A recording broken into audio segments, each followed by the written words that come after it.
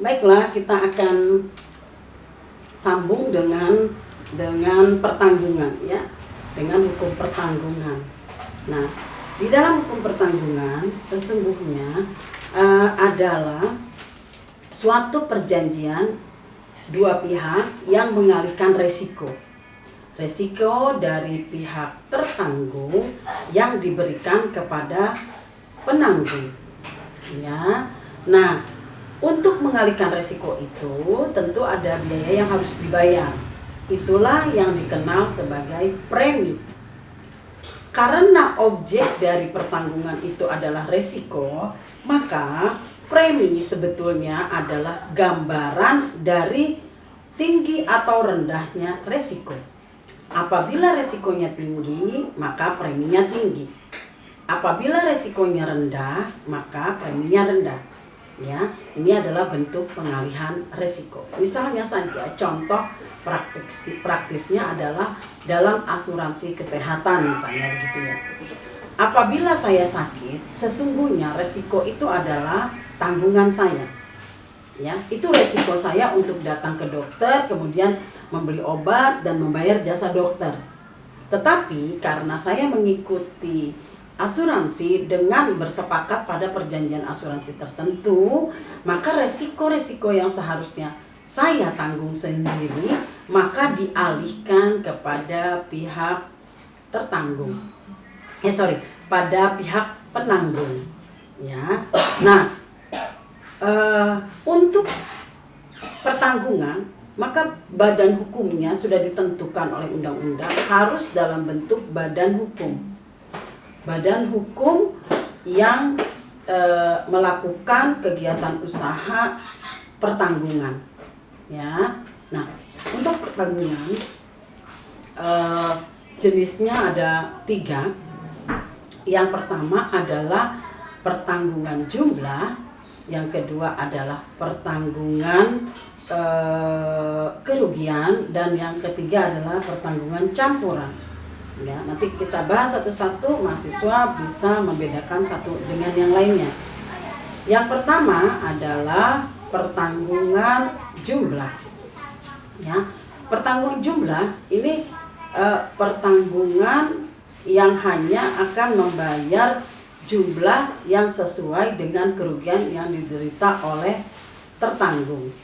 Ya, jadi penanggung hanya akan membayar kerugian sesuai dengan yang ditanggung oleh tertanggung. Contoh dari bentuk pertanggungan jumlah adalah pertanggungan jiwa atau asuransi jiwa. Kemudian asuransi kesehatan juga termasuk dalam pertanggungan kerugian. Ya, pertanggungan jumlah. Misalnya begini, pada asuransi jiwa, ya, jadi sudah ditetapkan pada polis asuransi itu bahwa apabila seseorang yang meninggal, ya, pada waktu perjanjian masih berjalan, ya, maka akan diberikan sejumlah uang yang disepakati, bukan karena kerugian atau tidak ruginya apabila seseorang meninggal. Kalau dihitung kerugiannya, maka tidak bisa dinilai dengan uang kerugian orang yang kehilangan nyawa. Maka itu tidak mungkin dihitung, nyawa itu tidak mungkin dihitung, maka diberikanlah pertanggungan jumlah. Ya, sejumlah tertentu yang disepakati. Nah, kemudian misalnya di asuransi kesehatan juga demikian. Jadi sebetulnya kalau kita digantikan uang ongkos jasa dokter dan obat, sebetulnya kita mengalami kerugian yang jauh lebih besar. Ya, jadi hanya jumlah tertentu saja yang dibayarkan, padahal kita tetap rugi karena misalnya tidak bisa bekerja selama 1 minggu karena sakit. Jadi walaupun diganti obatnya, diganti jasa dokternya, tetapi sebetulnya kita tetap rugi. Maka digunakanlah jenis perjanjian untuk pertanggungan jumlah tertentu. Ya, kemudian yang kedua adalah pertanggungan campuran. Sebelum campuran, pertanggungan ganti kerugian. Ya, contoh dari perjanjian ganti kerugian, pertanggungan ganti kerugian ini adalah misalnya asuransi kebakaran misalnya begitu ya. Maka penanggung akan menggantikan sesuai dengan jumlah kerugian yang diderita oleh tertanggung, ya, sesuai dengan yang dirasakan kerugiannya oleh tertanggung. Oke, nah kalau misalnya sebuah gedung terbakar kemudian habis gitu. Yang terpenting adalah dibangun kembali seperti sedia kala. Itu kerugian yang mesti dipenuhi oleh penanggung, ya.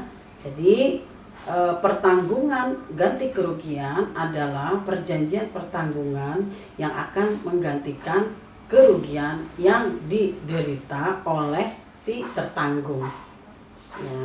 Kemudian yang ketiga, jenis yang ketiga adalah pertanggungan campuran. Contoh dari pertanggungan campuran adalah asuransi kecelakaan.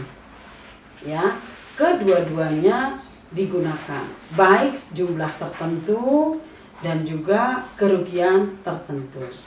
Ya. Nanti coba Anda cari sendiri untuk bisa mempelajari secara detail tentang pertanggungan campuran. Salah satu contohnya adalah asuransi kecelakaan. Nah, karena bentuk pertanggungan campuran ini melakukan keduanya, maka sepanjang ini di Indonesia hanya Jasara Harja ya yang di backup oleh pemerintah sebagai penyelenggara pertanggungan kecelakaan atau asuransi kecelakaan. Ya, walaupun preminya ada pada perjanjian-perjanjian lainnya. Misalnya perjanjian pengangkutan orang pada tiket gitu ya, tiket kereta api, tiket pesawat, tiket bis dan lain sebagainya, kemudian disetorkan ke Jasara Harja. Oke ya. Nah, jangan lupa ada satu hal yang penting di dalam pertanggungan, istilahnya adalah evenement. Evenement adalah objek yang ditanggung. Ya. Objek yang ditanggung itu harus berupa suatu peristiwa yang tidak dapat diduga sebelumnya. Jadi kalau peristiwa itu sudah dapat diperhitungkan sebelumnya, itu tidak bisa diklaim ya pertanggungannya. Ya, maka pihak asuransi pada umumnya mempunyai unsur-unsur tertentu sebagai standar apakah yang diperjanjikan evenement apakah yang diperjanjikan pada polis ya. Nah, polis asuransi adalah contoh atau wujud dari perjanjian pertanggungan ya.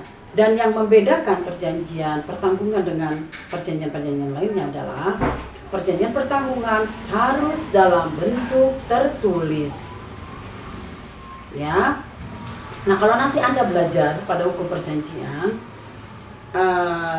pada hukum perikatan misalnya begitu ya, nanti Anda akan menemukan itu ya, bahwa perikatan itu bisa timbul berdasarkan perjanjian dan bisa timbul berdasarkan undang-undang ya. Nah, asuransi adalah salah satu contoh perjanjian pertanggungan berdasarkan perjanjian yang ditentukan oleh undang-undang harus dalam bentuk tertulis dan itu disebut sebagai polis asuransi. Itu termasuk surat berharga walaupun tidak dapat diperdagangkan pada pasar modal ya. Nah, untuk